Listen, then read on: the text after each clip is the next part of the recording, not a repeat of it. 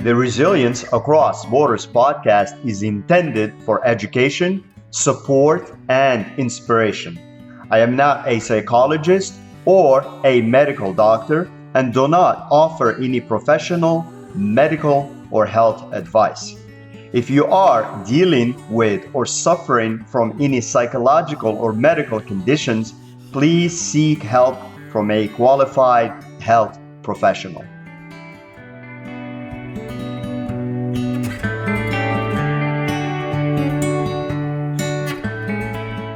Hello and welcome back to Resilience Across Borders podcast. I'm your host, Rashid Zahidi, and also author of the Emo Gym Journal, that is an abbreviation for emotional gym, and a guide and workbook to get clear and stay focused on priorities and institute better habits. In today's episode, we will talk about resilience versus resistance. In other words, when strength becomes stubbornness. Learning the power of flexibility. So, in other words, how to stay strong without becoming rigid in a ever-changing world. So, in personal growth, business, relationships, and leadership, resilience is often celebrated as the ultimate virtue. We admire people who never give up, who push through, who stay the course no matter what. But there is a quieter truth that rarely gets discussed. Not all persistence is healthy, not all endurance is wisdom, and not all strength is resilience. Sometimes what looks like resilience on the surface is actually resistance underneath. Fear disguised as determination, rigidity disguised as loyalty, and ego disguised as discipline. True resilience is not about holding on at all costs. It is about knowing when to hold on and when to adapt. So in this episode, we'll explore how strength can quietly turn into stubbornness and how learning flexibility allows you to grow without losing your backbone. So what's the difference? Resilience versus resistance. At first glance, resilience and resistance look similar. Both involve effort. Both involve and require commitment. Both demand mental toughness, but their internal motivations are very different. So resilience always says, I will adapt so I can continue.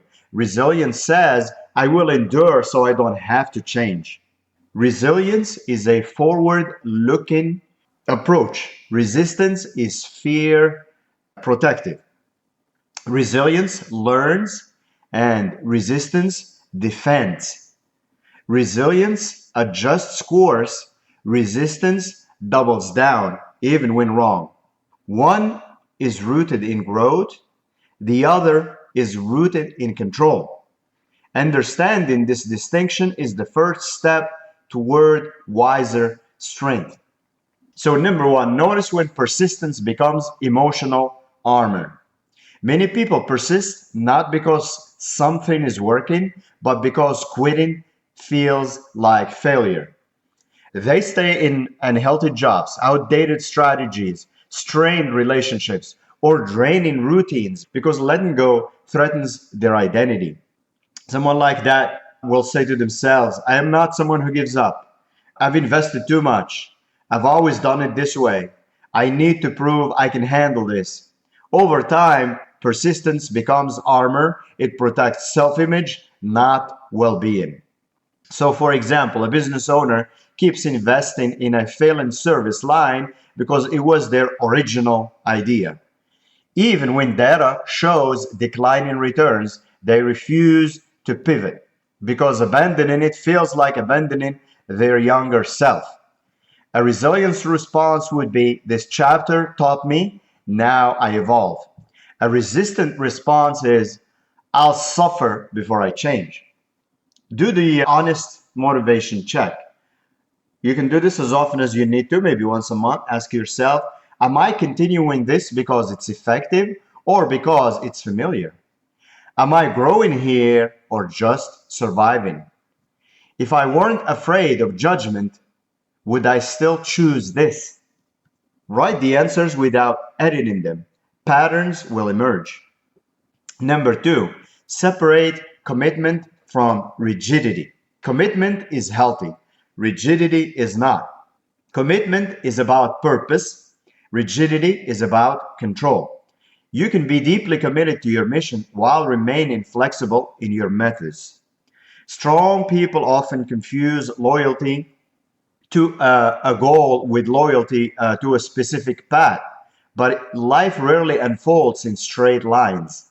So, an example: a podcaster commits to weekly episodes but refuses to adjust format, length, or platforms, even when audience behavior shifts. Engagement drops, but pride prevents experimentation. A flexible approach: the mission stays, the delivery evolves, or the strategies evolve. Also, practice the non negotiable versus the adjustable. It's kind of a little bit of a map. Take any major goal and divide it into two columns. One column is non negotiable. That is your core values, your core purpose, your ethical standards, and your long term vision. And then on the other column is adjustable. So what's adjustable? Tools are adjustable, timelines are adjustable, formats are adjustable, strategies are adjustable, people you partner with are adjustable, or vendors or contractors. That's adjustable. Review this quarterly. It prevents you from defending methods instead of meaning. Number three, learn to read reality without defensiveness. This applies to all kinds of sides of life, business, personal, you name it. Resistance thrives on denial. When evidence contradicts our plans, our ego often steps in to reinterpret reality so that the ego stays happy. We may say, okay, this is just a rough patch, which sometimes it's a rough patch and you get past it and that's that. But we're looking about more like the patterns. Well, they don't understand me. That keeps happening. You keep saying that. You may want to look at that without defensiveness. It'll all turn around soon. But if you've been at it again and again and again and it's not turning around, maybe it's time to look at it without defensiveness. Or I just need to push harder. Again, if you keep repeating this, you find yourself keeping repeating this, maybe you're in the wrong thing, the wrong business or whatever. Sometimes, because sometimes these things are true. Sometimes also there's self-deception. Resilient people have a respectful relationship with feedback. They do not personalize data. So a practical example. A coach notices clients are quietly leaving. Instead of asking why, they blame market conditions. Months later, the practice collapses. A resilient response would have been, what am I missing? Practice the reality review ritual. You can do this again maybe every 90 days. Review the key metrics, income, health, energy, engagement, satisfaction, and review feedback, formal and informal. Review the trends over time and look for patterns and ask, what story is this data telling without my ego editing it? Then go from there and act accordingly. Number four, recognize when suffering becomes a badge of honor. You can become addicted to suffering. Some people take pride in how much they endure. May say, quote, I've been grinding nonstop for years, or I never rest, or I've sacrificed everything, or no one works harder than me. At some point, struggle becomes identity, and improvement feels like betrayal. But resilience is not about suffering longer, it's about suffering less wisely. In other words, suffering less, but doing that suffering also wisely. Just being wise and not just being addicted to suffering or even that victim mentality or finding joy in just saying that you're suffering. So, practical example, an entrepreneur refuses to delegate because they may say to themselves, I built this from nothing. They burn out, damage relationships, and stagnate while calling it dedication. True resilience would say, it's time to upgrade my systems. So another practice to do is the cost benefit audit for any ongoing struggle, ask, what is this costing me emotionally? What is this costing my relationships?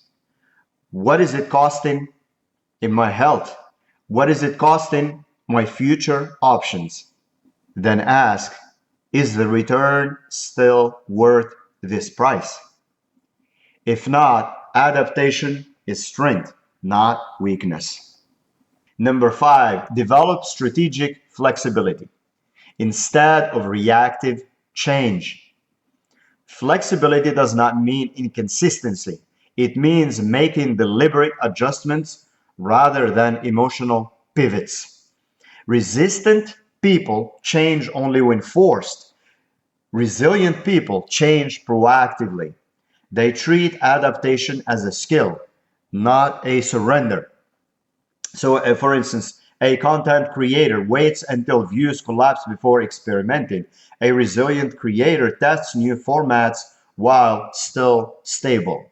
One reacts, one anticipates. So, another practice you can do is the quarterly experiment system. Every quarter, choose one thing to optimize, one thing to test, and one thing to simplify. Example, optimize email marketing, maybe test short form video, maybe simplify product offerings. This builds flexibility into your identity. Number 6, redefine strength as responsiveness, not control. Traditional strength says, I will not bend. Modern resilience says, I will respond wisely. In nature, rigid trees snap in storms, flexible ones survive. Human systems work the same way. Emotional intelligence, adaptability, learning speed, and self awareness are now core strength indicators.